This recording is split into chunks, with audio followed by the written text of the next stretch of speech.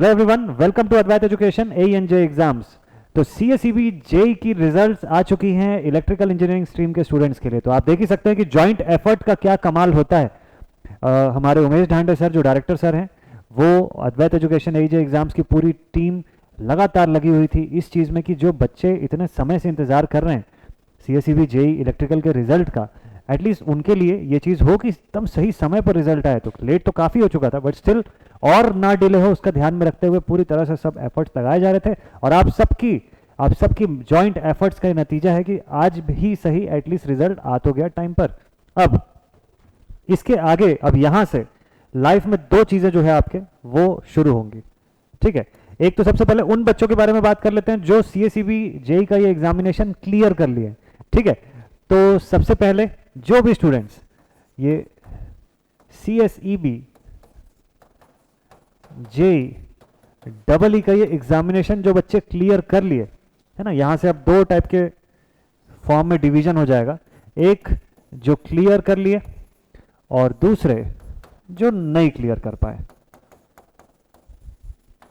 ठीक। तो आज के इस वीडियो में, शॉर्ट से वीडियो में, इन्हीं दो टाइप के स्टूडेंट्स के बारे में मैं बात करने वाला हूं जो बच्चे नहीं क्लियर कर पाए। खास तौर पे इनके बारे में मैं बात करने वाला हूं इस वीडियो में। तो अगर आपका भी CSEB जेई का ये एग्जामिनेशन नहीं क्लियर हुआ है तो ये वीडियो आखिरी तक जरूर से देखिएगा। इसमें कुछ इंपॉर्टेंट चीजें हैं जो मैं आपके साथ डिस्कस करने जा रहा हूं। और सबसे पहले तो जो बच्चे एग्जामिनेशन क्लियर कर लिए हैं उन सबको बहुत बड़ा कॉन्ग्रेचुलेशंस, बहुत बड़ा कॉन्ग्रेचुलेशंस, ठीक है। बहुत ही बढ़िया, आप लोगों ने मेहनत किया, आप लोगों ने बहुत ही जबरदस्त एफर्ट किया जिसका नतीजा अभी देखने को मिल रहा है। देर ही सही जबरदस्त आ गया रिजल्ट।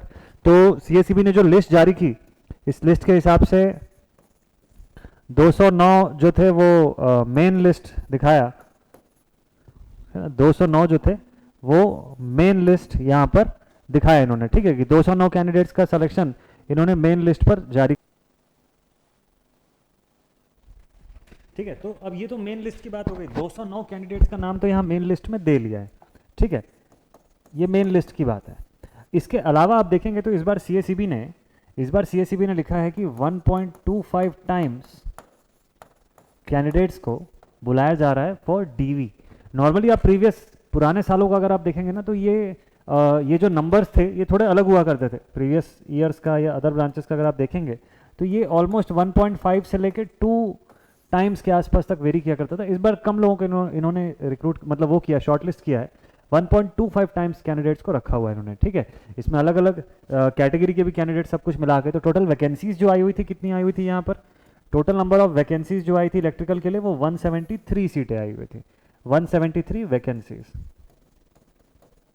ठीक है। 307 के अप्रॉक्स टोटल वैकेंसीज आई थी, बट उसमें से इलेक्ट्रिकल के कैंडिडेट्स के लिए 173 के आसपास की वैकेंसीज आई हुई थी, है ना। अब इसमें इस मेन लिस्ट के हिसाब से 209 कैंडिडेट्स को बुलाया गया है और अपार्ट फ्रॉम दैट 50 को वेट लिस्ट पे भी रखा गया है। 50 कैंडिडेट्स को वेटिंग लिस्ट पर भी रखा गया। तो एक चीज आप क्लियर समझ सकते हैं कि अभी जो DV का प्रोसेस है ये चलेगा। अभी DV के प्रोसेस के दौरान अभी डॉक्यूमेंट वेरिफिकेशन जो बच्चे जो क्लियर कर पाएंगे, फिर उसके बाद जाके फाइनल सिलेक्शन की जो लिस्ट है वो जारी की जाएगी। तो सबसे पहले तो आप सभी को कॉन्ग्रेचुलेशन जिन बच्चों ने क्लियर कर लिया, ठीक है। मस्त तरीके से आपको DV में क्या क्या चीज़ें लगेंगी, क्या क्या डॉक्यूमेंट्स लेके जाना होगा, कौन कौन सी चीज़ें जो है वो हार्ड कॉपी के फॉर्म में, ओरिजिनल के फॉर्म में रखना होगा, आधार कार्ड वगैरह ये, और सारी की सारी जो भी चीज़ें, तो आपको पूरा डिटेल इन्फॉर्मेशन भी उसके नोटिफिकेशन में मिल जाएगा। लेकिन अब बात करते हैं उन बच्चों की जिनका एग्जामिनेशन क्लियर नहीं हुआ, ठीक है, जिनका पेपर नहीं क्लियर हो पाया, इनके बारे में बात कर लेते हैं, ठीक है। तो आप लोग जो है मस्ट टाइप से आप एंजॉय कीजिए जो बच्चे सेलेक्ट हो गए। आगे अभी आप लोगों के लिए और भी ऑप्शंस रहेंगे, और भी अपॉर्चुनिटीज रहेंगी। इंटर डिपार्टमेंटल अभी AE का एग्जामिनेशन जो है वो सब भी रहेगा, उसके लिए भी आपको बेस्ट वे में तैयारी करनी है, ठीक है। जर्नी यहाँ पे कंप्लीट नहीं होती, अभी जहाँ से शुरू होती है, अभी तो बहुत सारी चीज़ें, लेकिन अब बेस्ट पार्ट शुरू हो चुका है आपकी लाइफ का। अब जो बच्चे क्लियर नहीं कर पाए इनके बारे में एक बार जल्दी से बात कर लेते हैं। जिन स्टूडेंट्स का क्लियर नहीं हुआ, सबसे पहले तो डीमोटिवेट होने की जरूरत है नहीं, बिल्कुल भी डीमोटिवेशन अपने माइंड में लाइए ही मत। क्यों? क्योंकि अपॉर्चुनिटीज है, एक जाएगी दूसरी अपॉर्चुनिटी आएगी, एकदम क्लियर है। अगर आपने वाकई में पढ़ाई की थी तो ये वेस्ट नहीं जाएगी, ये ध्यान रखिएगा। आप लोग अगर law of conservation of energy पढ़ते होंगे तो आपको पता है कि energy can neither be created nor be destroyed, बस उसका फॉर्म बदलता रहता है। और किसी क्लोज्ड हिस्से में एनर्जी जो होती है जितना आप एनर्जी दोगे उतना ही डिसिपेट हो पाएगा, ना कम ना ज़्यादा। एनर्जी कभी खत्म नहीं होती है, फॉर्म बदलता रहता है। तो बस यही चीज़ है। तो आपने जो एनर्जी जो एफर्ट लगाया ना सीएसईबी जेईई के एग्जामिनेशन की तैयारी करने में, ये एफर्ट में से कुछ भी वेस्ट नहीं जाएगा, ये ध्यान रखिएगा। अब इसको आपको कन्वर्ट करना आना चाहिए into your next upcoming opportunities. क्या मैंने बोला, ध्यान दीजिएगा। इस पढ़ाई को, इस मेहनत को कन्वर्ट करना आना चाहिए आपको for your next upcoming opportunities. मतलब तो देखो, रास्ते यहाँ खत्म तो होते नहीं है। सीएसईबी जेईई इलेक्ट्रिकल के एग्जामिनेशन के लिए आपने जो जो भी सब्जेक्ट पढ़े थे, जितने भी सब्जेक्ट, जैसे कि मेजर सब्जेक्ट की मैं अगर बात करूं, जैसे आप लोगों ने बीडब्ल्यू पढ़ा था, है ना, मशीन पढ़ा था, इलेक्ट्रिकल मशीन। फिर आपने यहाँ पर मेजरमेंट का सब्जेक्ट देखा था, है ना, मेजरमेंट पढ़ा हुआ था आप लोगों ने। फिर इसके बाद और अलग अलग सब सब्जेक्ट्स, जैसे कि इलेक्ट्रॉनिक्स, बेसिक इलेक्ट्रॉनिक्स का पार्ट, मटेरियल्स, है ना। फिर आपने यूडब्ल्यूटी पढ़ा था, कंट्रोल सिस्टम वगैरह पढ़ा हुआ था, एनालॉग पढ़ा था। ये सब बहुत सारे सब्जेक्ट्स आप लोगों ने पढ़ा था, ठीक है। ऐसे और भी बहुत सारे सब्जेक्ट्स आप लोग पढ़ते हैं, इन्वायरमेंट का फॉर्म पढ़ते हैं, और ऐसे सब बहुत सारे सब्जेक्ट जो हैं आप लोगों ने पढ़ा हुआ था। तो क्या ये तैयारी वेस्ट जाएगी? क्या ये बिल्कुल भी वेस्ट नहीं जाएगी। तो ये जो आपकी तैयारी है ना, ये किसी भी कीमत पे वेस्ट नहीं जाएगी, है ना। तो ये सारे जो सब्जेक्ट्स हैं जो आप पढ़ चुके हैं, ये सब सारे सब्जेक्ट्स, और इसके अलावा भी आप बहुत सारे सब्जेक्ट जो हैं वो सीएसईबी के एग्जामिनेशन के लिए बेस्ट वे में तैयारी कर चुके हैं। सेलेक्ट नहीं होना ये नहीं बताता है कहीं पे भी कि आप जो है नहीं पढ़ें चीज़ों को या नहीं। देखिए, बहुत सारे फैक्टर्स होते हैं। आप एग्जामिनेशन हॉल में जाते हैं, आपका माइंडसेट उस समय क्या रहता है, आप कैसी परिस्थितियों से होकर उस समय तक पहुंचे, उस जगह तक पहुंचे, वो सारी चीज़। और एग्जामिनेशन में फिर प्रेजेंस ऑफ माइंड, ठीक है, बहुत सारी चीज़ें जो रहती है ना, वो फैक्टर्स बनते हैं सेलेक्ट नहीं हो पाने के। तो ये हमको एडमिट करना पड़ेगा। और ऑब्वियसली आपको भी पता है आपकी वीकनेस कहाँ कहाँ पे हुई होगी। अगर एक बच्चा पेपर दिला करके आया हुआ है, तो मुझे नहीं लगता उससे ज़्यादा बेहतर कोई और जानता होगा कि उसकी लैगिंग पार्ट कहाँ है। अब देखिए, जैसे कई बच्चों को क्या हो सकता है कि भाई, कई बच्चों को हो सकता है कि भाई यूडब्ल्यूटी जैसे सब्जेक्ट को बहुत अच्छा पढ़ के नहीं जाते हैं, छोड़ करके चले जाते हैं। नॉर्मली हमारी स्ट्रैटेजी क्या होनी चाहिए, या कोई एक आध सब्जेक्ट जो है वो उनका छूट गया, या प्रॉपर अच्छे से पढ़ के नहीं चलेगा, तो हमको पता है ना कि भाई इस सब्जेक्ट में मेरी प्रिपरेशन कम है। अब कोई स्टूडेंट अगर सपोज कर लो 81 या 82 मार्क्स लेकर के आया है और वो सेलेक्ट नहीं हुआ, है ना, और वो सेलेक्ट नहीं हुआ इस बार के पेपर में, तो इसका मतलब ये नहीं है ना। अब जैसे मान लो कि 90 नंबर वाला सेलेक्ट हो गया, 90 मार्क्स एक बच्चा लेके आया, वो सेलेक्ट हो गया। एक बच्चा जो है वो 86 लेके आया है, वो नहीं सेलेक्ट हुआ। तो क्या 86 वाला कुछ नहीं पढ़ा है क्या? भाई पढ़ा है, उसने भी तैयारी की है, उसकी भी प्रिपरेशन का लेवल अच्छा है। बस कुछ फैक्टर्स थे जो उसको अगर वो सुधार लेगा तो अगले एग्जाम में सिलेक्शन उसका तय है, बिल्कुल। तो ये बात है। तो ये हमको समझना पड़ेगा कि हमारी वीकनेस कहाँ कहाँ पे हुई। तो अब एक सबसे पहला काम तो आप लोग ये कर लीजिए जल्दी से कि आपने जो जो भी सब्जेक्ट्स पढ़े थे उन सब का एक रिव्यू अपने माइंड में या अपने लिए एक पेपर पेन लेकर उस पर तैयार कर लीजिए। एक रिव्यू सिस्टम आपके पास होना चाहिए। जो बच्चे नहीं सेलेक्ट हुए ना, अगर वाकई में इस चीज़ को आप सीरियसली लेते हो, क्योंकि देखो मैं आपको ये सजेस्ट करूंगा कि अभी गम मनाने का समय नहीं है। मतलब एक इंजीनियर जो होता है वो गम नहीं मनाता है, वो तुरंत अपॉर्चुनिटीज देखता है और तुरंत उस पर एक्ट करता है, ठीक है। तो ये काम मत करिए, this is all useless things, ये मत करिए, ठीक है। कोई दुख मनाने, कोई गम मनाने का समय नहीं है। बेस्ट थिंग ये है कि आपने फाइट किया और आप जितना भी मार्क्स स्कोर किया, आपने किया ना स्कोर, वो ये दिखाता है कि आप पढ़ें और अच्छे तरीके से पढ़ें, ठीक है। कुछ जगह पे कमी रह गई है तो उसको सुधार लेंगे इस बार, और बेस्ट है। तो आपको सबसे पहला काम तो ये करना है कि आपको एक रिव्यू तैयार करना चाहिए, review of our own preparation. भले आप इस काम में पूरा एक दिन लगा लीजिए, कोई दिक्कत नहीं, उसे एक दिन मत पढ़ाई करिए, चल जाएगा, लेकिन वो आपके आगे आने वाले ना 20-25 दिनों का काम जो है, जो वेस्ट होने से बचा लेगा। तो करना क्या है आपको, एक रिव्यू प्रिपेयर करना है आपको। आप जितने भी सब्जेक्ट्स पढ़े उसमें से कौन कौन से सब्जेक्ट्स में आपका कॉन्फिडेंस हिला हुआ था, कौन से सब्जेक्ट्स में आपको लग रहा था कि मैं इसमें कॉन्फिडेंट उतना हूं नहीं, वो तो डिपेंड करेगा, पेपर आसान आ गया तो ये सब्जेक्ट मेरे से बन जाएगा। आप ऐसे स्टेट में कौन कौन से सब्जेक्ट दिलाए थे, ये होता है और ये जरूर से चेक करिएगा, ठीक है। आपको कोई ना कोई सब्जेक्ट इसमें जरूर से दिखेगा जिसमें आपको कॉन्फिडेंस सही था नहीं, जिसमें आप डिपेंड कर रहे थे कि एग्जाम में अगर अच्छा क्वेश्चन आ गया तो बन जाएगा, नहीं तो नहीं बनेगा। सब्जेक्ट्स नहीं होगा तो उसके अंदर का टॉपिक होगा जरूर, तो वो चेक कर लीजिए जल्दी से। तो मान लीजिए किसी स्टूडेंट को लगता है कि सर यूडब्ल्यूटी में ये एक चैप्टर था जो मेरा उतना अच्छे से रेडी था नहीं, अनश्योर था, और कोइंसिडेंटली इससे क्वेश्चन आ गया और नहीं बना मुझसे, ठीक है, ये होगा। किसी को लगेगा मशीन में होगा, किसी को लगेगा बीडब्ल्यू में होगा, तो जिस भी सब्जेक्ट में होगा XYZ जो भी, एक रिव्यू प्रिपेयर करिए कहाँ कहाँ पे लैकिंग हुई। अच्छा, दूसरी चीज़, सब्जेक्ट का रिव्यू करने के बाद सेकंड थिंग क्या करना है आपको, सब्जेक्ट्स का रिव्यू कर लिया, आपको समझ में आ गया कि मेरे ये सब्जेक्ट्स वीक थे इस एग्जामिनेशन में, ठीक है, ये एकदम पता करना जरूरी है और अपने आप से ईमानदार रहना जरूरी है। हम बाहर किसी को भी कितना भी बोल लें कि ये सारी चीज़ें मैं बेस्ट हूँ, लेकिन आपको अंदर से पता होता है कि कौन से सब्जेक्ट में कौन से पॉइंट पे आपसे कमी छूटी, बस उसी को तो फाइंड करना है, इतना ही करना है बस, और कुछ भी नहीं। नेक्स्ट, रिव्यू ये करने के बाद नेक्स्ट थिंग आपको ये देखना है कि एग्जामिनेशन में आपका क्या रिस्पॉन्स रहा, एग्जाम टाइम का प्रेशर जो था वो आपके ऊपर कितना था। देखिए क्या होता है, हम एग्जामिनेशन टाइम में बहुत सारे क्वेश्चंस अटेम्प्ट करना चाहते हैं और कर भी सकते हैं अच्छे वे में, लेकिन नहीं कर पाते हैं। क्यों? क्योंकि प्रेशर बहुत ज़्यादा रहता है। आप कितने अच्छे तरीके से हैंडल किए प्रेशर को, एग्जामिनेशन में क्या आपका सीन रहा, आप कितने नंबर ऑफ क्वेश्चंस अटेम्प्ट कर पाए, है ना, कितने नंबर ऑफ क्वेश्चंस को अटेम्प्ट कर पाए,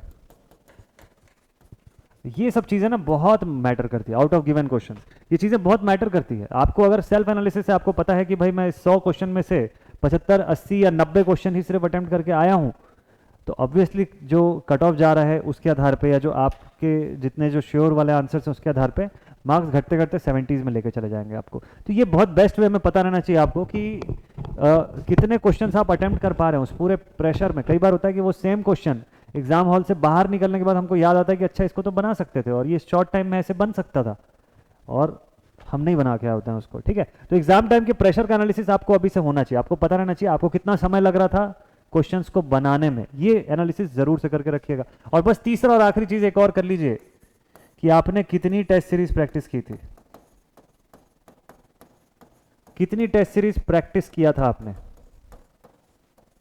ये बहुत बड़ा रोल प्ले करता है। भले आप अभी तो खैर आप लोग सब अब एग्जाम जो बच्चे दिला के आए हैं अब तो वो इसकी वैल्यू समझते होंगे, जो अभी न्यू कमर्स हैं, जो न्यू बच्चे हैं, जो अभी तैयारी करना शुरू कर रहे हैं, उनको हो सकता है अभी इसका इंपॉर्टेंस दिख ना रहा हो। लॉन्ग टर्म विजन वाली चीज़ है ये, दूर तक अगर आप देख सकते हैं तो आपको ये चीज़ समझ में आ जाएगा। तो टेस्ट सीरीज का प्रैक्टिस करना बहुत ज़्यादा क्रूशियल पार्ट होता है, बहुत इंपॉर्टेंट पार्ट होता है। प्रिपरेशन जब आपको लगता है कि मैं पढ़ाई कंप्लीट कर लिया, अब मुझे रिवीजन मोड में जाना है, तो टेस्ट सीरीज सबसे बेस्ट माध्यम होता है। पहले आप मॉक टेस्ट दिलाते हैं, फिर उसके बाद सब्जेक्टिव टेस्ट दिलाते हैं, फिर टॉपिक वाइज टेस्ट दिलाते हैं। ऐसा करके 3 लेवल पे, 3 स्टेज पे आप सब्जेक्ट की कंप्लीशन करते हैं। अगर आप वाकई में एक गवर्नमेंट एग्जाम की तैयारी कर रहे हैं और उसे क्रैक करना चाहते हैं आज की डेट में, आज के कॉम्पिटिशन में, तो यही सबसे बेस्ट आंसर रहता है, यही सबसे बेस्ट अपॉर्चुनिटी रहती है। तो ठीक है, ये 3 चीज जल्दी से कर लीजिए आप लोग, और ये अभी शॉर्ट ड्यूरेशन में करिएगा। जैसे जैसे एग्जाम की मेमोरीज पुरानी होती जाएगी, चीजें माइंड से हटती चली जाएंगी, फिर चीजें कनेक्ट नहीं कर पाएंगे आप उतनी ज्यादा, ठीक है। तो ये अभी अभी विद इन नेक्स्ट 2-3 डेज आप ये काम कर लीजिए जल्दी से। ये होमवर्क है आपका, ये सब लोग करके रखिएगा। जो भी बच्चे सेलेक्ट नहीं हुए, जो आगे सेलेक्ट होना चाहते हैं, एटलीस्ट वो लोग कर लीजिएगा, ठीक है। अब इसके बाद देखिए नेक्स्ट थिंग क्या होगा, फिर इसके बाद इस पर वर्क करना शुरू करेंगे ग्रेजुअली। अभी आने वाले वीडियोस में मैं आपके साथ बना रहूंगा, इस सब टॉपिक्स पे हम और बात करते रहेंगे, मैं और बहुत सारे सजेशंस आपके लिए लेके आऊंगा। सारी चीजें प्लान्ड है मेरे पास, एकदम बेस्ट वे में आपको मैं बताऊंगा, ठीक है। अभी के लिए फिलहाल इतना जानिए कि अभी आने वाले दिनों में इन सब्जेक्ट्स का करना क्या है। अब ये सब्जेक्ट आपने पढ़ा हुआ है, आप में से मोस्ट ऑफ द स्टूडेंट्स के पास नोट्स भी बने होंगे एकदम प्रॉपर, कुछ भी वेस्ट नहीं जाएगा। ये कहाँ यूटिलाइज होने वाला है मैं आपको बता रहा हूँ। अभी आने वाले दिनों में आपके एग्जामिनेशन आ रहे हैं, एक के बाद एक, अभी काफ़ी सारे एग्जामिनेशन आएंगे। देखिए रेलवे जो है वो भी अब एसएससी पे प्रमोट करके पहुंचा रहे हैं जेईस को, और जो बची हुई जो वैकेंसीज होंगी अभी एसएससी का निकालेगा वो, ठीक है। जेई का भी आने को है, तो आरआरबी की वैकेंसी फॉर जेई और एसएससी ये भी आप एक्सपेक्ट कर सकते हैं। चलिए, आपके माइंड में आएगा कि सर आरआरबी ने अभी ऑफिशियल नोटिफिकेशन तो निकाला नहीं है, इस पर हम कैसे भरोसा कर लें। मत करो, कोई दिक्कत नहीं है, एक और है, इससे पहले एक और वैकेंसी आपके पास, दैट इज एसएससी जेई। मैं अभी सिर्फ उन एग्जाम्स की बात कर रहा हूं जिसका सिलेबस इससे काफी हद तक मैच हो जाएगा सीएसईबी के सिलेबस से, ठीक है। मैं ये चाहता हूं कि आपने जो सब्जेक्ट तैयार कर लिया, इसमें थोड़ा बहुत मॉडिफिकेशन करके आप दूसरे एग्जाम के लिए 100% रेडी हो सकते हैं। अगर ये सब्जेक्ट, ये इस एग्जामिनेशन की 80% तैयारी किया था आपने, तो इसकी 100% कर सकते हैं इन 80% को एक लेवरेज की तरह यूज करके, ठीक है। तो एसएससी जेई का एग्जामिनेशन आपको भी पता है 28 नवंबर से शुरू हो जाएगा, नोटिफिकेशन आना 28 नवंबर नोटिफिकेशन डेट, ठीक है। एग्जामिनेशन आपका मार्च के आसपास पहुंच जाएगा, पेपर 1। सिलेबस मोर और लेस काफ़ी हद तक इससे मिलता जुलता, 7 सब्जेक्ट है टेक्निकल में बस केवल, और फटाफट से आप उसके बाद नॉन टेक, ये पूरा मिला करके एसएससी जेई के लिए ऑल टाइम रेडी हो सकते हैं आप, मस्त वे में, बहुत बेस्ट वे में, ठीक है। तो इसके एग्जामिनेशन का पैटर्न क्या है, एसएससी जेई के लिए आपको पता है संकल्प बैच जो है वो चल रहा है हमारे पास, है ना। संकल्प बैच जो है वो ऑनगोइंग है अद्वैत एजुकेशन एजे एग्जाम्स के चैनल पर, और GATE academy live classes app पर Sankalp batch paid students for electrical के लिए ऑलरेडी अवेलेबल है, मस्त तरीके से तैयारी रहेगी, पेपर 1 पेपर 2 सबकी प्रिपरेशन रहेगी, ज्वाइन कर सकते हैं आप। आरआरबी जेई एसएससी की भी तैयारियां जो है वो भी ऑनगोइंग है, इसको भी आप ज्वाइन कर सकते हैं इलेक्ट्रिकल के लिए। तो ऐसे बहुत सारे अभी ऑप्शंस आने को है आप सभी के पास, ऐसे काफ़ी सारे ऑप्शंस जो है ना वो आप सभी के पास आने को है, ठीक। तो ये सब ऑप्शंस, राजस्थान जो है वो भी एग्जामिनेशन रिलीज करेगा, गुजरात का जो इलेक्ट्रिसिटी बोर्ड है गेटको का जो पेपर होता है जीएससीसीएल का, ये सब अभी धीरे धीरे ग्रेजुअली अभी आगे वैकेंसीज निकालेंगे। अभी तो साल का पहला क्वार्टर का जो पार्ट है वो ऑनगोइंग चल रहा था, ठीक है। अब इसके बाद नेक्स्ट शुरू हो रहा है, तो अब देखिए इसमें से काफ़ी सारे एग्जामिनेशन आपको मिलेंगे, टाइम टू टाइम मैं आपको बताता जाऊंगा, तो ऑप्शंस की कोई कमी नहीं, अभी इस पूरे साल भर बहुत सारे ऑप्शंस आने वाले हैं। इंपॉर्टेंट ये है कि आप तैयारी में लगे हुए हैं या नहीं लगे हुए हैं। अगर अभी रिजल्ट आने के बाद आप डीमोटिवेट होके इन सब्जेक्ट्स को छोड़ देते हैं पढ़ना या रिवाइज करना, तो यकीन मानिए अगले 3 महीने के बाद ये सब्जेक्ट में से बहुत सारा ग्रिप छूट जाएगा आपका, इससे फ़ायदा कुछ नहीं होना। जब एनर्जी लगाया है तो अच्छे से एनर्जी लगा के उसको पूरा टिल द एंड लेके जाइए कि आप सेलेक्ट होके निकलें बाहर, ठीक है। तो जब इतना एफर्ट किया ना तो थोड़ा सा और एफर्ट कर लो, इसको कंटिन्यूअसली रिवाइज करते रहिए, रिवाइज करते रहिए, इसको छोड़िएगा मत बिल्कुल भी।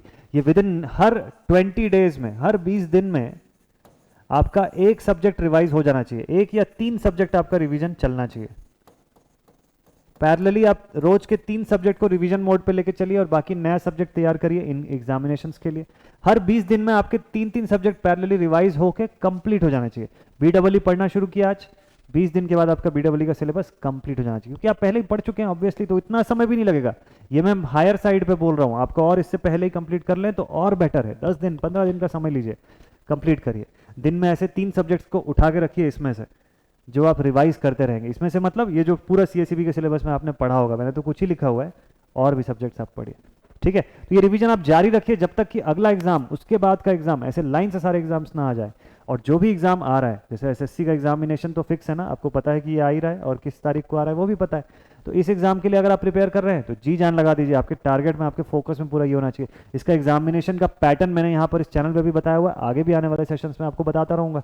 तो सारी चीज़ें आपके सामने है, सारी चीज़ें आपके पास है, बस मोटिवेटेड रहना है, एकदम मस्त टाइप से तैयारी करनी है, ठीक है। एग्जामिनेशन का पैटर्न आपने देख लिया, सीएसईबी ने किस तरीके से एग्जामिनेशन करवाया, क्या क्या चीज़ें थी, कितनी वैकेंसीज थी, कितने लोगों का लिस्ट जारी किया, सारा इन्फॉर्मेशन आपके पास है, ठीक।